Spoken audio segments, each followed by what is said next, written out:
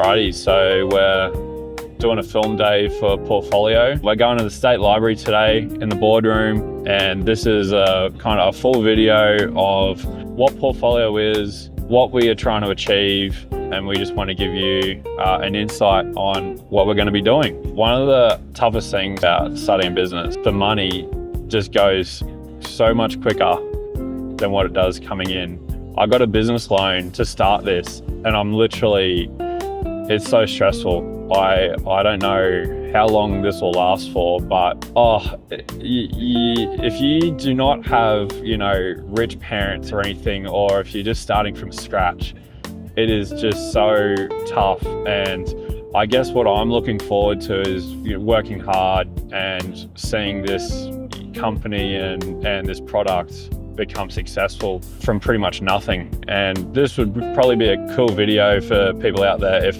they are going through the same thing. Maybe they can look at it and go, well, geez, Tom made a few mistakes. How can I, do better? Stuff like that.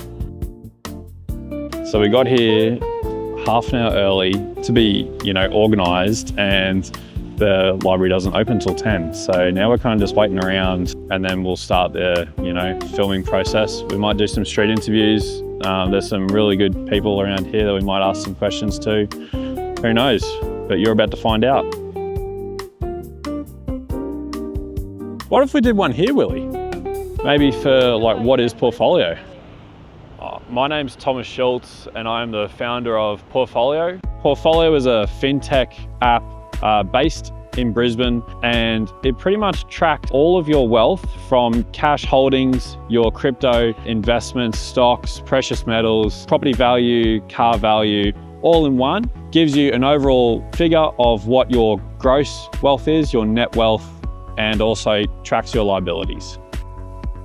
Pretty much what I want to talk to you about today is how we got Portfolio started, starting a business, what are our goals, and kind of go from there. So how I got this started was I had this idea in February this year, and I was looking for a side hustle. I was thinking about getting into other things, and then I thought, well, is there an app out there that kind of maps all of my finances in the one place? And then I kind of did some research, and I was like, it doesn't really seem to be something exactly what I want. And I kind of did some concept designs and whatnot, and I was thinking the pie chart is the main feature. I want this app to be so simple that anyone of all ages can use it. So I got designing on Canva, and the designs I did were absolutely terrible. Well, I guess they described what I was trying to do. And then I reached out to a few app companies. One particular that I aligned with was Appetizer down in Melbourne. They pretty much did all my professional concept designs. We really went down the path of trying to keep this as simple as possible for our users. Simplicity for me and cleanness, especially in finances, you can't really see it. For example, Microsoft Money was massive in the early 2000s, late 90s, and there was just stuff everywhere. And I was just thinking, well, our app has to be the opposite of that. And Microsoft Money is they discontinued that product. Don't necessarily think because of that, but I think the users had problems because there was just stuff everywhere. So with all that stuff everywhere, I'm thinking, why can't we just shrink it all down and put it into one screen? So I was with Appetizer, and I did more research, and to build the app, they gave me a quote that was a bit unrealistic for me because I'm starting doing this stuff by myself. And I had to think outside the box and go, well, how can I proceed but not get myself into too much financial debt? When I found this young kid called Lucas, and he's been my developer pretty much since July this year. I actually reached out to him previously, and he gave me a quote to build it, and the quote was so low, I thought, no way, he's a scam, I couldn't believe how incredible his quote was.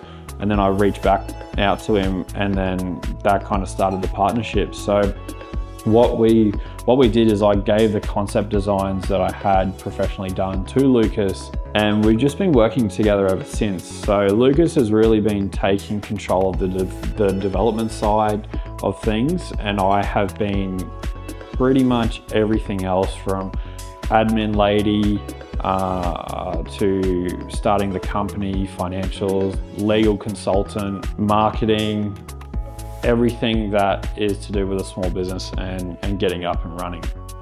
So where we are at now in September, at the last Saturday in September, is we are just finished our first version 1 beta, and now we're going into our version 2. Everyone said to me that I should launch this app with manual entry. And I was like, my competitors out there like WeMoney and Moolah Finance all have automatic cash updates. What I mean by that is, if you make a transaction, it'll come up on a different app outside of your bank account, and it'll show you like automatic updates. And I was so fixed on that, I have to launch this with automatic cash updates to get skin in the game.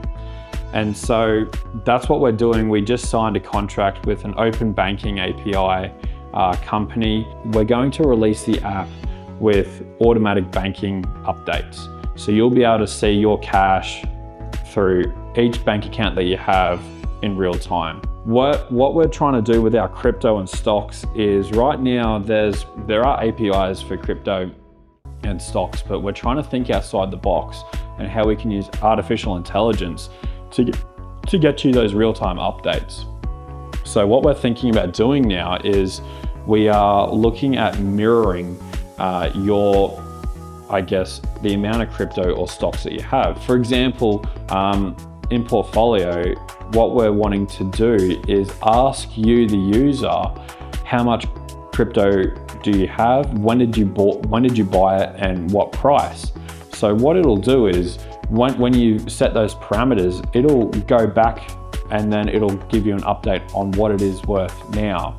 So let's say you bought, I don't know, 10 shares of Nvidia 2 years ago, and you know the exact date and the exact amount that you bought it for. You plug it into Portfolio, and it'll give you a real-time live representation of what that stock is worth now. We're filming today to get some content out for our socials and our website. We're so close to releasing this app, but we're just trying to cram everything in one and trying to get 100 videos out of this. Shout out to stank.com.au.